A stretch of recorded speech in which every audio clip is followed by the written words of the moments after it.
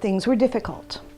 My mother left the Air Force Base where my father was and came back to Virginia, lived in a little house behind her grandmother, and with my brother and I. She was not quite 18 when she decided that she couldn't be a parent anymore. Dad was still in the Air Force. He was still in New York. He was getting ready to be deployed to Vietnam. On Labor Day, when I was a year and a half old, she brought my brother and I to my father's parents and said, "I can't be a mom anymore. I'm giving them to you." And my grandparents said, "Don't do that. Don't do it. You will regret it for the rest of your life." But she did it. I don't know if she has regrets. I don't really have regrets because I think she probably did the best thing that she could do.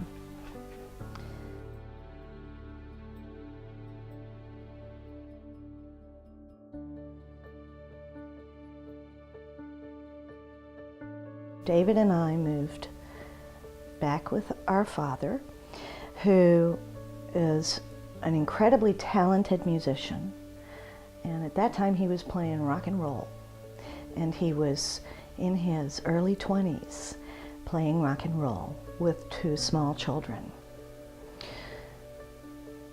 We lived the lifestyle of rock and roll. I met a lot of very interesting people, a lot of very talented people, a lot of very strange people. It was a great deal of fun when I look back on it now. Sometimes when I was a kid, it was kind of terrifying.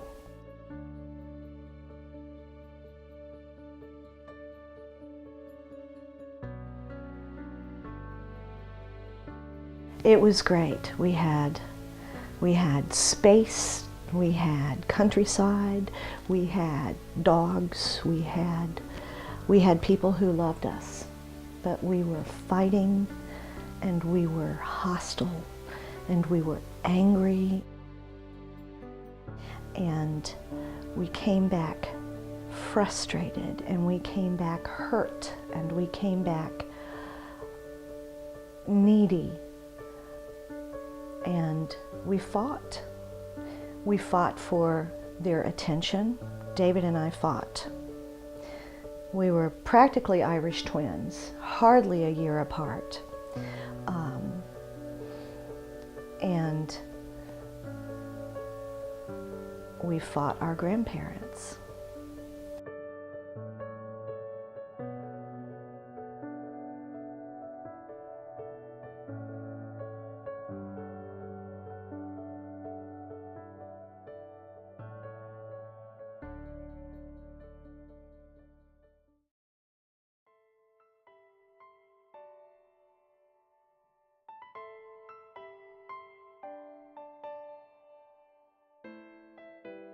We would have cottage meetings, family meetings, once or twice a week.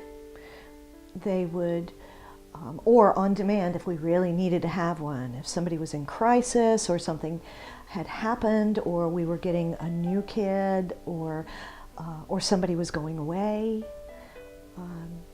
But we would sit down and we would talk through things like a regular family would. We learned a lot about diplomacy. We learned a lot about your turn to speak and not your turn to speak, and letting people vent. We learned how to listen.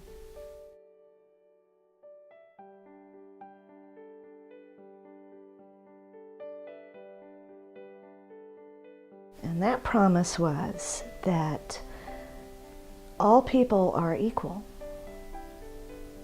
And at the children's home, we all were.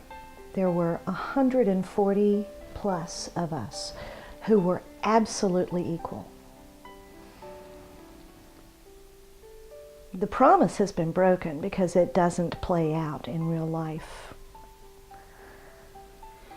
When I go back to the children's home, though, I have that same sense of family and equality, and we all came from the same, and no one is better than anyone else.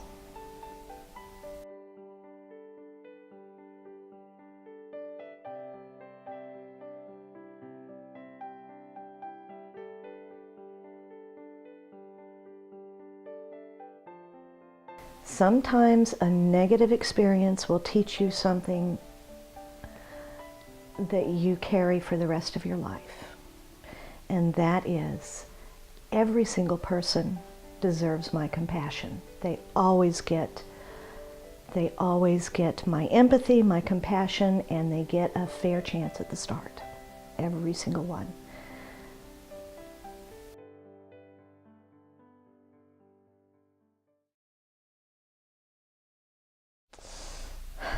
I shudder to think where I would be.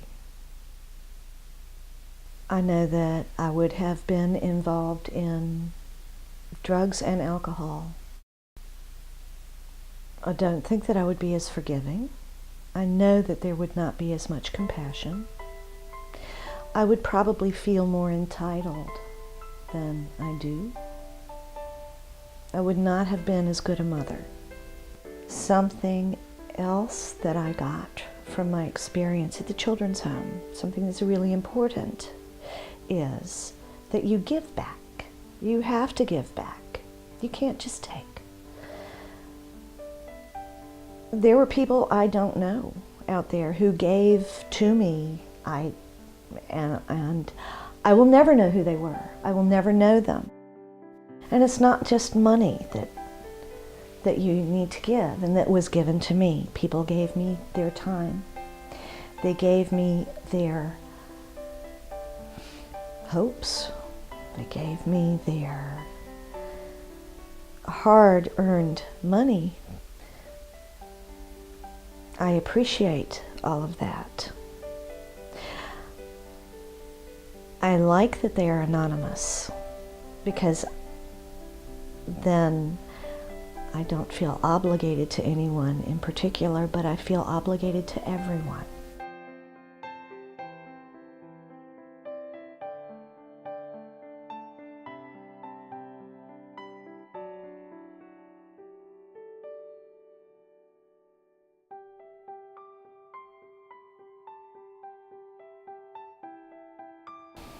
It's a better investment than a large pizza. It's a better investment than those shoes that I really love. It's helping humans, regardless of who those humans are.